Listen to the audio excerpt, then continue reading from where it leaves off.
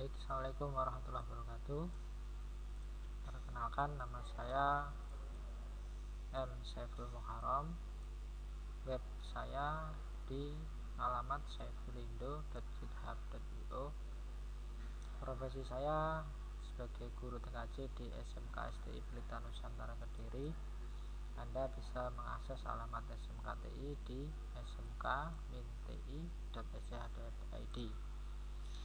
Saya akan membahas tentang bagaimana mendesain simulasi jaringan menggunakan JNS3, yaitu sebuah simulator yang sangat powerful meskipun open source. Hanya saja kalau open source memang dia masih ada beberapa bug yang sering kita ketemui. Kan tetapi JNS3 ini lebih all device dan lebih real device. Berarti beberapa sistem operasi bisa dipasang di sini seperti Mikrotik, Cisco, Linux, Windows, kemudian Juniper dan lain-lain, itu bisa disimulasikan di JNS3 ini. Yang pertama Anda lakukan adalah menginstal JNS3. Kemudian yang kedua, siapkan virtual machine-nya seperti ini. Contohnya virtual machine ini Mikrotik, CHR-nya Mikrotik. Anda bisa mendownload di alamat mikrotik.com. Anda juga perlu menyiapkan virtual machine di VirtualBox. Nah, seperti ini contohnya. Ini sudah saya siapkan Ubuntu server dan klien Windows-nya. Nah, Anda bisa menginstalnya dengan cara mencari tutorial lain. Mungkin di internet sangat banyak bagaimana menginstal Linux di Ubuntu, Linux di VirtualBox, dan bagaimana menginstal Windows di VirtualBox. Itu juga sangat banyak tutorial di internet. Nah, untuk mengikuti simulasi saya, Anda perlu menyiapkan VM VirtualBox yang sudah terinstall seperti ini. Nah, apabila belum ada VM yang ada di VirtualBox, maka perlu Anda siapkan dulu jika ingin melihat atau mengikuti bagaimana mendesain simulasi jaringan yang saya formulasikan. Baik, setelah persiapan ini sudah ada dan sudah disiapkan, maka kita bisa melanjutkan ke tahapan berikutnya.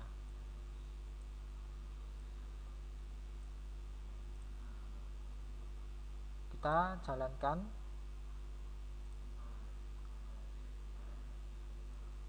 JNS3-nya. Ini menggunakan JNS3 versi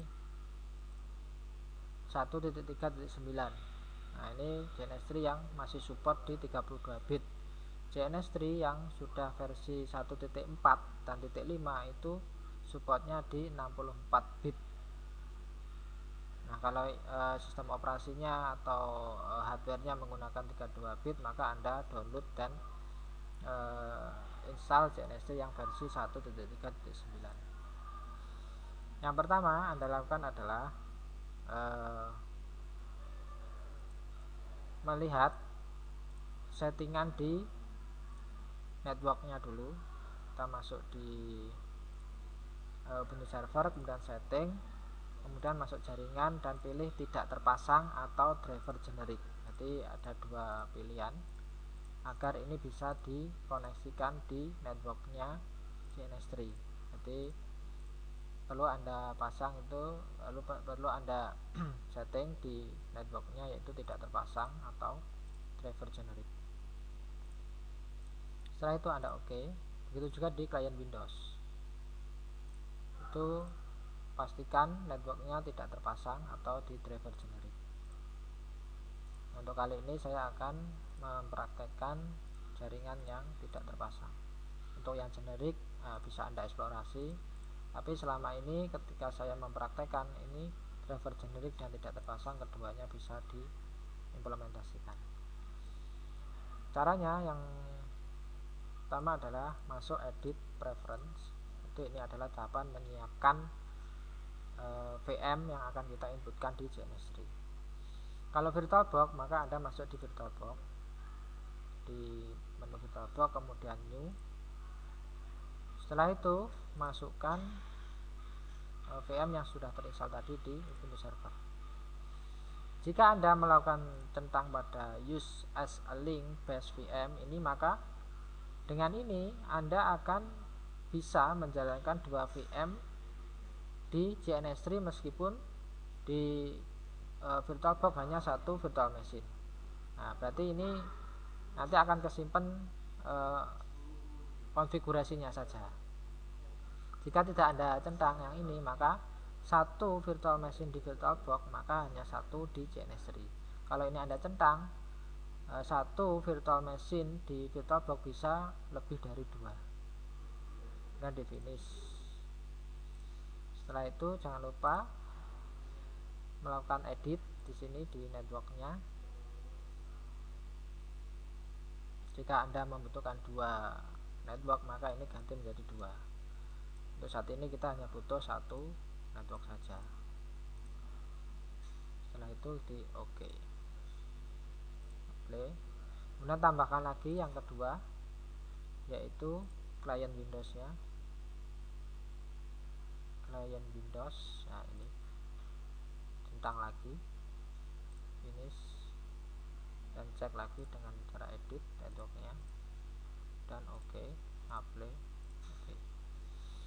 Nah, setelah Anda melakukan edit preference, maka akan muncul di sini untuk Ubuntu Server dan client Windows. Berikutnya kita masukkan routernya, yaitu router Mikrotik. Kita masukkan preferennya. Sebelumnya Anda harus menyiapkan virtual machine-nya. Nah, seperti ini, CHR 6.3. Untuk praktek kali ini saya menggunakan CHR 6.34.4. Anda bisa mendownloadnya di alamat mikrotik.com. Masuk download, kemudian masuk arsip. Silahkan download versi yang current dan Anda download CHR-nya. Nah, setelah terdownload, apa yang Anda lakukan adalah masuk ke QEMU, kemudian new. Ini biarkan default saja, kemudian next, kasih nama router atau Mikrotik, kemudian next. Nah, rubah QEMU binary-nya menjadi x8664, kemudian next, kemudian browse. CHR yang udah kita siapkan tadi itu ada di D, image VM. Nah, ini CHR, open. Kalau ini Anda yes, maka akan terkopikan atau tergandakan di drive C. Jika Anda no, itu pun juga tidak masalah, maka linknya akan ada di drive D. Nah, seperti ini, linknya ada di drive D. Tapi kalau Anda oke, yes tadi, maka dia akan ngelink di user JNS3 image QEMU. Nah, ngelinknya akan ke sini, tergandakan di sini. Di yes pun nggak masalah sebenarnya, ataupun di no juga nggak masalah. Finish. Kemudian edit di networknya. Biasanya router itu butuh port banyak, maka tambahkan. Sini saya tambahkan 6 biar nggak rubah-rubah. Kemudian OK, apply. Udah. Maka nanti akan muncul di sini ada Mikrotik, ada Ubuntu Server, ada client Windows. Baik, kita mulai desain. Yang pertama kita siapkan sebuah router bermikrotik. Kemudian yang kedua router lagi. Ini kita ganti hostname-nya. Simbolnya kita ganti di gateway.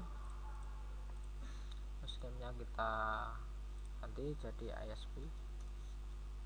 Kemudian ini kita change simbol, kita ganti jadi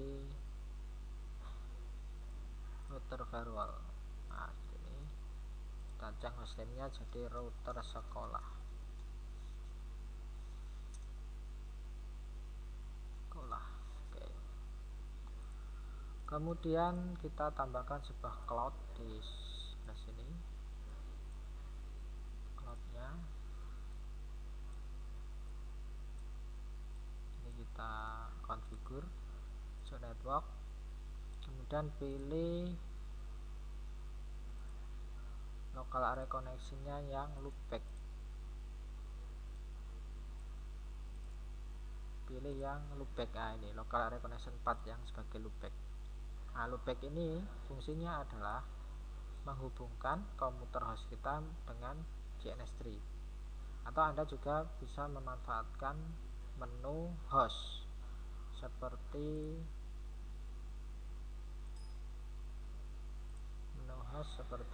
ini ya, ini juga bisa. Nah, untuk kali ini saya akan memperhatikan yang loopbacknya aja. Tadi sudah kita ketahui yaitu local area connection path sebagai loopback. Kita tambahkan, kita apply, kita oke. Nah, untuk menghubungkan ESP dengan cloud ini harus menggunakan, kita ganti dulu, kita harus menggunakan switch sebagai pembantu menghubungkannya. Karena selama ini ketika kita mempraktekkan ESP langsung ke cloud ini nggak bisa, nanti perlu switch di tengah. Dan pilih koneksi ini, linknya kita arahkan ke switch. Nah, switchnya kita arahkan ke loopbacknya. Nah, loopback ini bisa Anda cari tutorial di internet bagaimana membuat network loopback di Windows, banyak tutorial di sana. Nah, ini bisa kita gabung seperti ini sebagai internetnya. Ini kita kasih nama cloud biar lebih real, kita melakukan simulasi. Kemudian kita siapkan Ubuntu servernya. Nah, di sini terjadi error ya.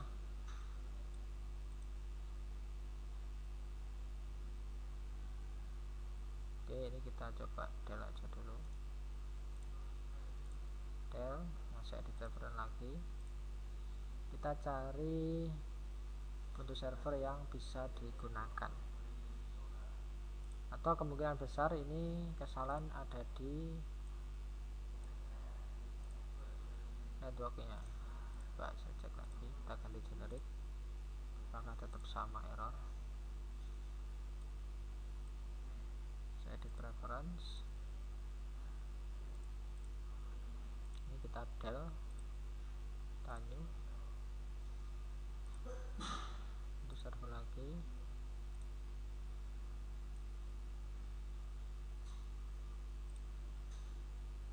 Oke. Coba error. Oke, kita tidak usah menggunakan Ubuntu saja, kita langsung pakai VPS saja. Jadi kita hilangkan aja Ubuntu servernya, nggak masalah. Oke,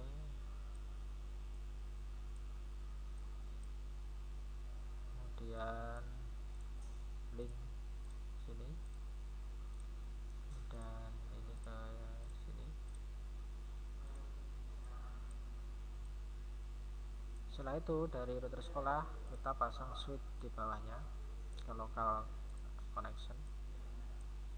Kita tambahi 3 BPJS di sini.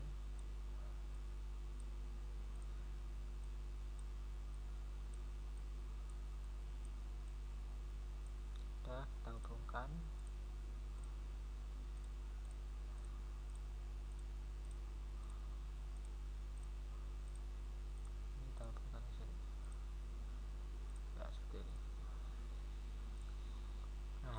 Kali ini kita akan mensimulasikan bagaimana PC yang ada di client local area connection bisa ping ke Google. Ini nanti kita kasih nama Google aja sebagai simulasi saja. Kasih nama Google. Nah, nanti bagaimana PC 4 ini bisa ping ke internet. Nanti akan saya config semuanya mulai dari awal. Jadi silahkan nanti Anda ikuti. Mohon maaf sebelumnya Ubuntu server ini nggak bisa dipasang, jadi kita ganti menggunakan BPJS. Nah, rencananya Ubuntu server ini nanti akan diakses menggunakan client Windows rencananya. karena nggak bisa, kita lewati aja. Tetap pasangkan Windows di sini. Ini perlu saya bahas di lain kesempatan. Oke, ini kita hubungkan. Nah, seperti ini. Oke. Oke, ini kita dial saja. Kita coba pakai 3 klien. Nah, agar lebih berwarna, kita bisa memberikan tambahan seperti ini ya.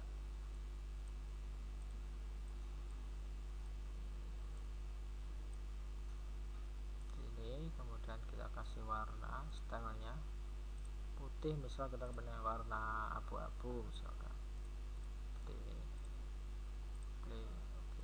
Nah, dan kita lower one layer. Oke, nah, dia akan berada di bawah dari icon-icon ini. Anda bisa memberi penjelasan di sini, misalkan local network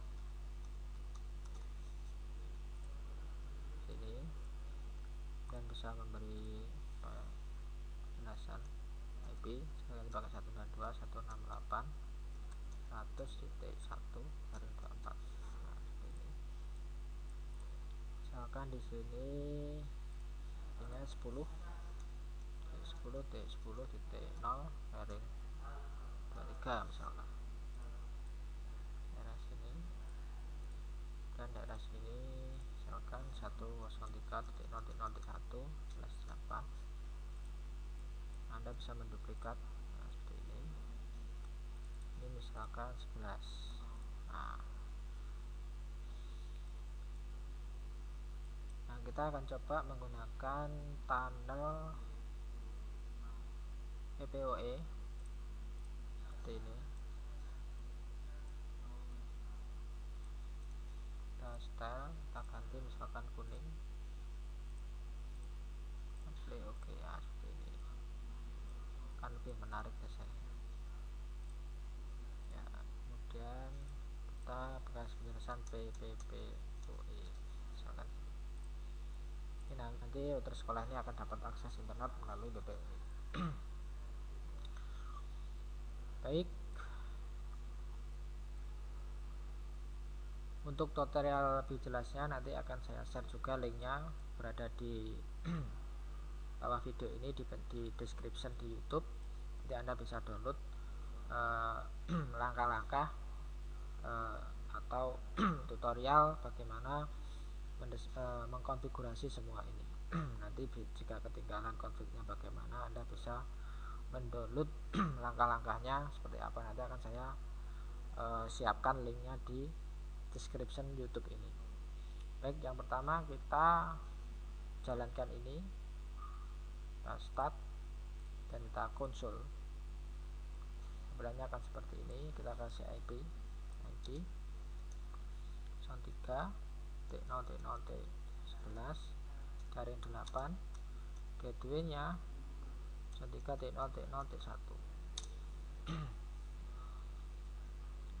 Untuk menampilkan IP bisa menggunakan perintah show IP. Nah, di sini sudah muncul IP-nya. Atau jika Anda bingung, Anda bisa menggunakan perintah tanda tanya kemudian enter. Nah, perintah seperti apa bisa dijelaskan di sini. Yang kedua, Anda jalankan ISP-nya. Kita start dan kita konsol. Tampilannya akan seperti ini, memang agak lama, jadi Anda butuh bersabar.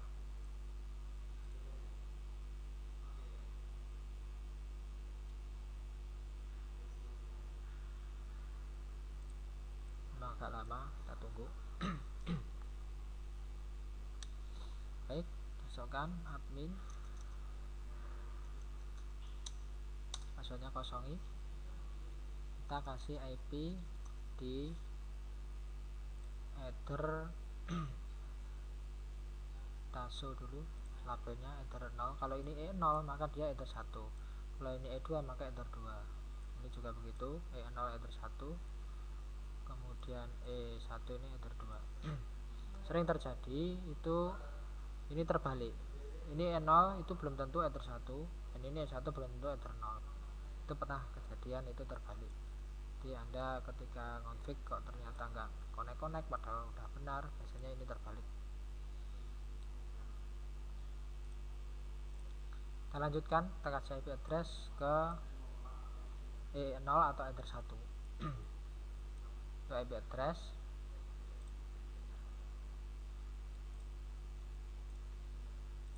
add, berarti ini adalah komen di mikrotik. Addressnya 203.0.0.1/8. Interface-nya untuk Ether 1. Nah, nanti bisa kita print IP address print. Atau kita bisa cek ping ke Google, nanti dari sini ping ke sini. Pastinya bisa karena ini satu segmen, itu berada di internet. Tapping 203.0.0.11. Nah, dari play berarti udah benar. Biasanya ini di ping ke sini kok nggak bisa. Nah, ternyata di sini itu kebalik. Ini bukan Ether 1 tapi Ether 2, biasanya begitu. Kemudian untuk arah ke sini ini tidak perlu kita kasih IP karena PPOE itu melakukan dial up. Berarti dari sisi klien, PPOE klien dia akan mencari dial up. Adakah di segmen ini itu PPOE server? Jadi tidak perlu dikonfigurasi IP address di interface ISP sini maupun di interface di ini, di router sekolah. Berarti dia itu nanti akan langsung melakukan dial up, berarti mencari sendiri PPOE klien apakah di segmen ini ada PPOE server. Jika ada, maka dia akan request atau melakukan autentifikasi username dan passwordnya. Jika username dan passwordnya sudah benar, maka dia akan mendapatkan IP address yang telah dikonfigurasi oleh PPOE server. Nah, ini saya desain se-real mungkin dan senyata mungkin. Jadi desainan saya ini adalah desainan yang saya coba untuk senyata mungkin gitu. Jadi kebanyakan ISP atau Telkom, Netbisnet dan lain-lain itu rata-rata ISP yang saya ketahui itu menggunakan PPOE untuk memberi layanan internet pada customer. Baik, saya lanjutkan. Setelah itu kita setting DNS-nya. IP DNS set. Kita gunakan DNS 10.10.10.1. Maaf, bukan set tapi ya betul set, kemudian server. Nah, seperti ini. IP DNS print.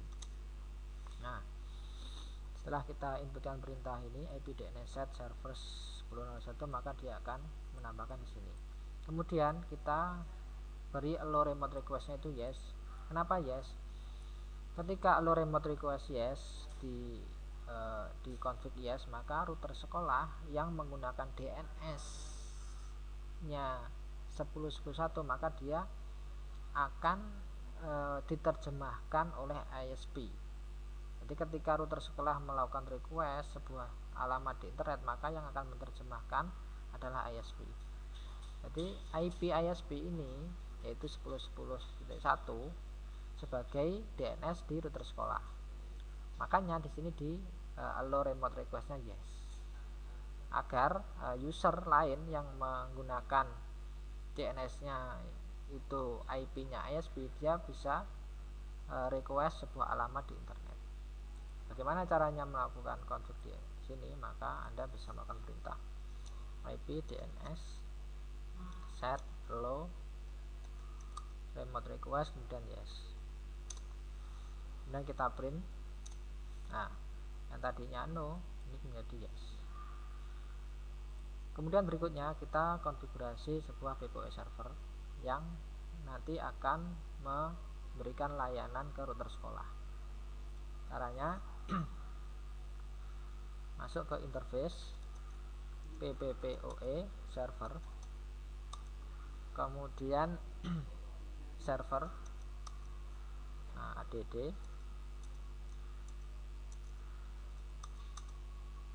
interface-nya kita arahkan ke E2, ke arah sini di Ether 2. Kemudian service name-nya ini ini opsional, bisa diberi bisa enggak. Kalau enggak, kalau dikosongin dia akan memberi sebuah alamat sendiri. Misalkan service name nya kita kasih nama server PPPoE. Kemudian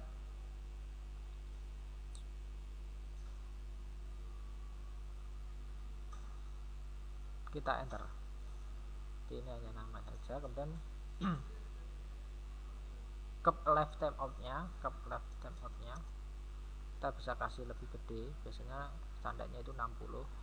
Coba kita kasih lebih gede, misalkan 900. Jadi kita kasih lebih gede. Kemudian kita coba print server print. Nah, kalau pertama kali kita tambahkan, dia akan statusnya disable seperti ini. Nah, ini perlu kita enable.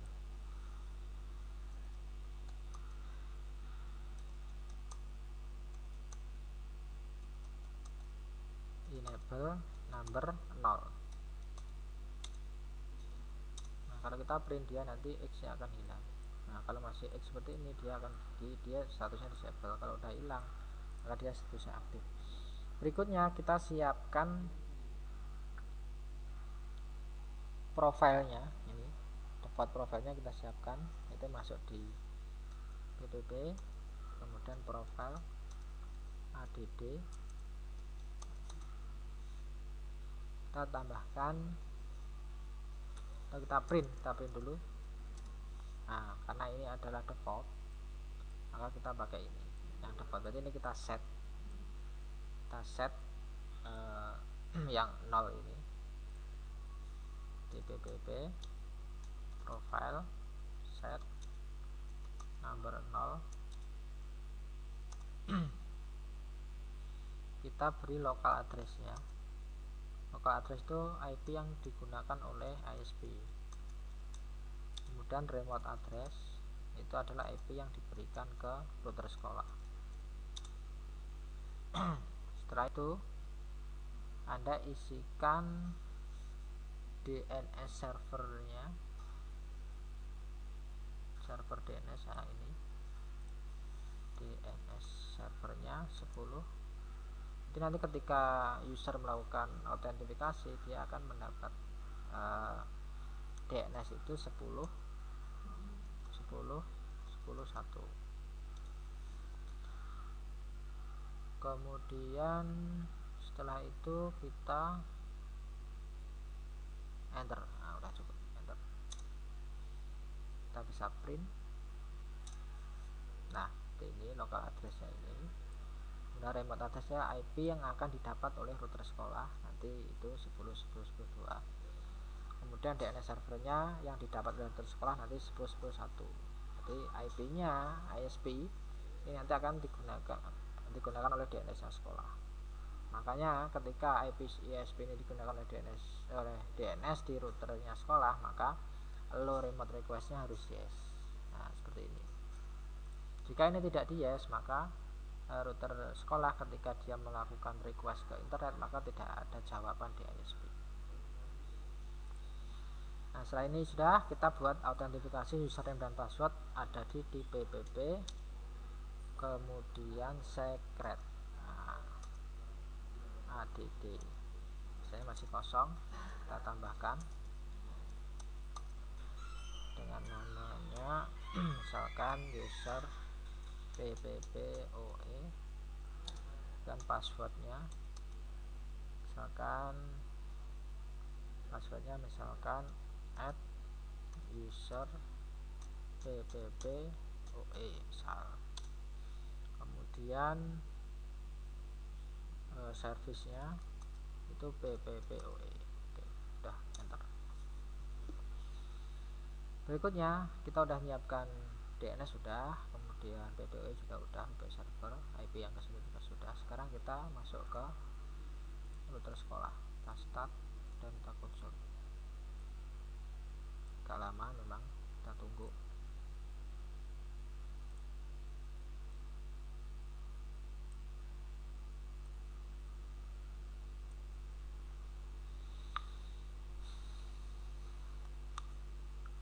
menunggu router sekolah jalan, kita start di PC sini, start.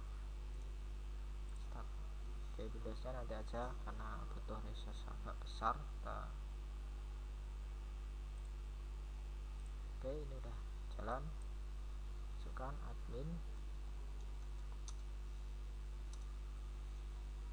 Nah, sekarang kita lakukan scan di interface ppp client scan. Nah, kita scan di interface either 0 atau maaf, kalau ini E0 berarti either 1. Di either, sorry, interface dulu, either 1. Nah, ini kita kebaca bahwa di segmen sini ada sebuah PPOE server dengan nama server PPOE. Nah, setelah kita tahu bahwa area sini itu ada PPOE server, maka router sekolah bisa melakukan autentifikasi. Caranya gimana? Caranya PPOE client kita add dengan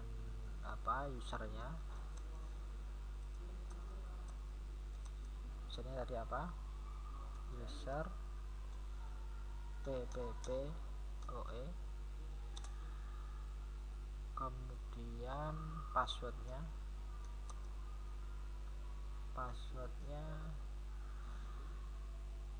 itu tadi add user PPPoE,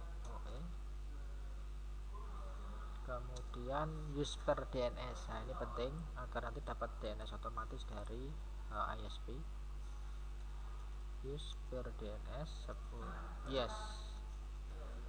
Setelah itu enter. Oh ya, interface-nya belum.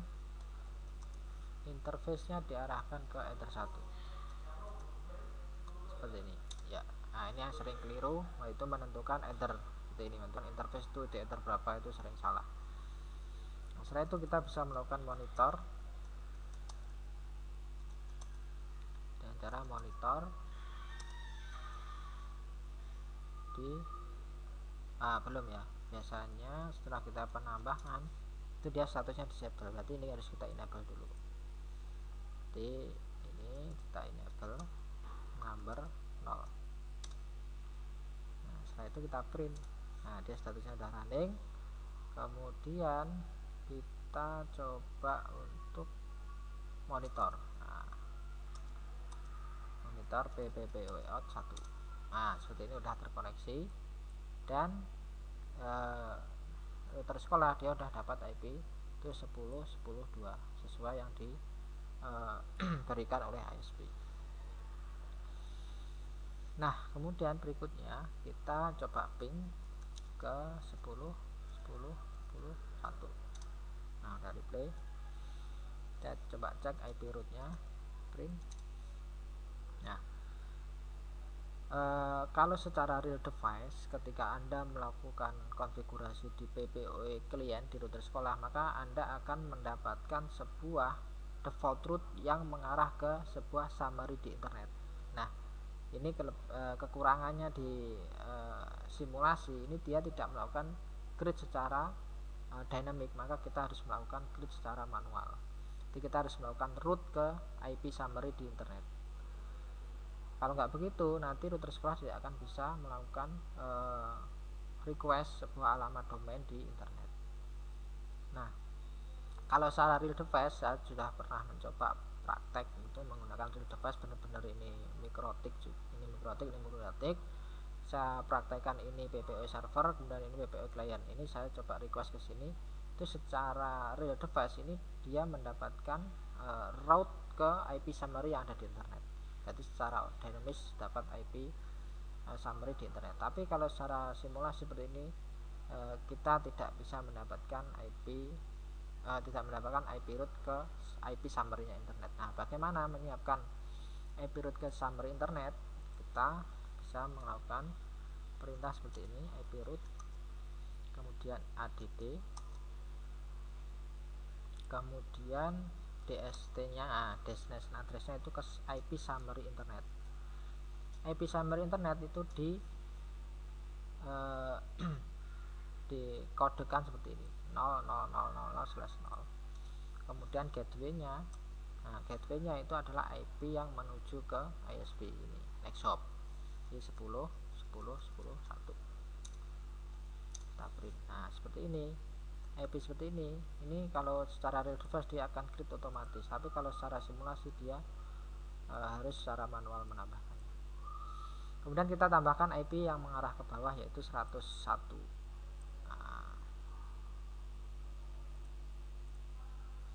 IP address, kemudian add address 192.168.100.1/24, interface nya header 2. Kita print IP address print. Nah, ini nanti yang akan memberi IP ke bawah. Kita setting DHCP server yang ada ini ke bawah. Baik, kita lanjutkan.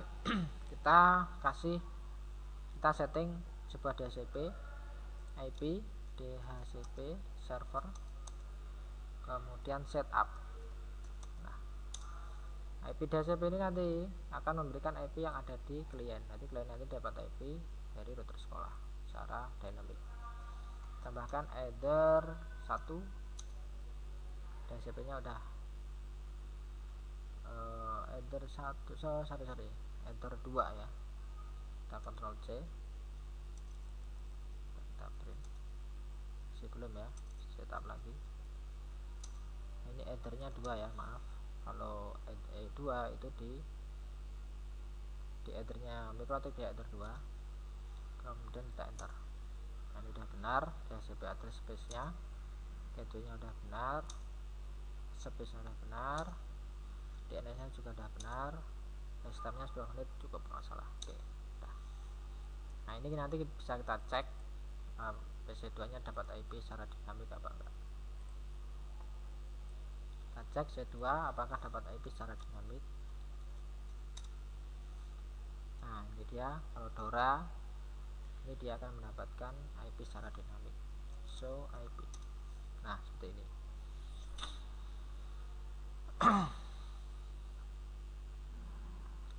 Nah, agar PC2 itu bisa ping ke Google, maka router sekolah ini harus melakukan NAT. Jadi ketika local area connection melakukan ping ke Google, maka router sekolah maka yang kebaca di Google adalah router yang ada di sebuah IP public yang ada di sini. Jadi kebaca 10.10.10.2. Nanti yang kebaca di sini. Jadi ketika fungsi NAT itu kan melakukan penyamaran, berarti IP yang ada di lokal di sini, IP private itu disamarkan menjadi IP public. Nah, jadi ketika sebuah PC2 melakukan googling, melakukan ping, melakukan akses internet, maka yang kebaca itu adalah IP public router sekolah. Nah, untuk saat ini IP publiknya kita asumsikan itu 10.10.10.2. Nah, router sekolah ini dia ketika dia ping ke sini maka dia akan berhasil. Nah, sebelumnya kita masih hanya bisa ping ke IP-nya Google. Kalau ke google.com-nya masih belum bisa. Nah, agar nanti kita bisa ping ke google.com, maka nanti kita setting DNS servernya di ISP-nya. Nah, sekarang kita harus melakukan NAT dulu di router sekolah agar PC2 bisa melakukan ping ke Google. Baik, sekarang kita masuk ke router sekolah. Kita siapkan NAT-nya, IP firewall, kemudian NAT, add, chain-nya itu src NAT, kemudian out interface-nya itu PPPoE out 1. Kenapa PPOE out 1? Karena kita mendapat akses internetnya melalui PPOE client. Nah, jadi sesuai interface-nya yang didapat di PPOE client. Kemudian action-nya itu masquerade. Nah, ini. Kalau kita interface kemudian print, nah kita keluar jalurnya out interface-nya itu PPOE out 1 ini, karena kita akses internetnya melalui PPOE, bukan interface ya. Jadi kita akses internetnya melalui PPOE out, melalui PPOE client. Nah, dia akan create otomatis di sini ketika sudah mendapatkan akses internet melalui PPOE. Makanya di sini out interface-nya adalah PPOE out 1. Actionnya masquerade. Nah, setelah seperti ini pastinya PC klien itu secara teori dia PC2 itu bisa ping ke sini. Kita coba. Kita ping plus 3 T0 T0 T11. Nah, secara teori dia bisa ping ke situ. Kemudian kita coba ping ke Google-nya, www.google.com. Ping ke www.google.com tidak bisa karena ISP belum melakukan setup DNS servernya. Nah, agar PC ini bisa melakukan ping ke Google, maka kita harus setup DNS servernya di ISP. Caranya kita masuk IP DNS static, kemudian kita tambahkan name-nya itu www.google.com, kemudian address-nya itu 103.0.0.11. Nah, secara teori ini pastinya seharusnya udah bisa ping ke www Google. Nah, seperti ini. Jadi ketika dia ping ke www Google sama ISP itu ditranslasikan ke sebuah alamat 103.0.0.11. Nah, mudahnya memahami akses internet, bagaimana internet itu bekerja ya, simpelnya itu seperti ini. Simpelnya kita mendesainnya itu seperti ini. Itu juga nanti PC3 juga akan kita coba. Kita dapat IP DHCP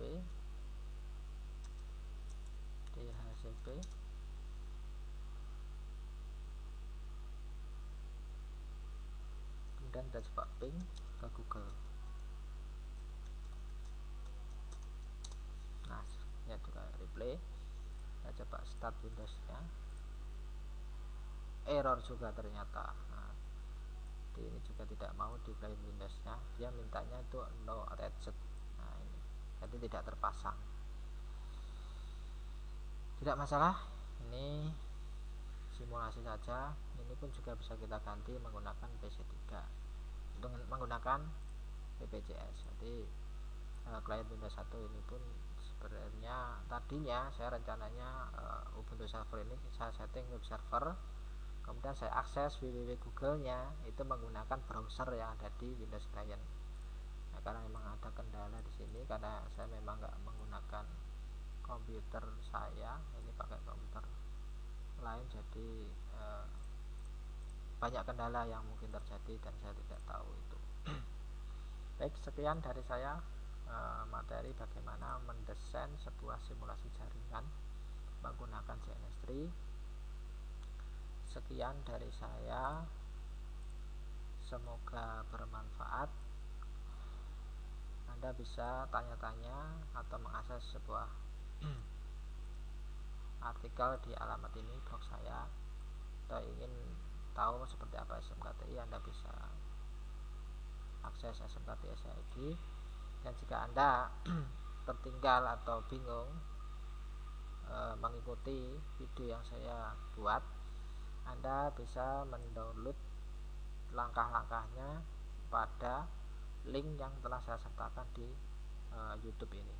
Sekian, terima kasih dari saya, dan terima kasih telah menonton video tutorial yang saya buat. Semoga bermanfaat. Saya akhiri. Wassalamualaikum warahmatullahi wabarakatuh.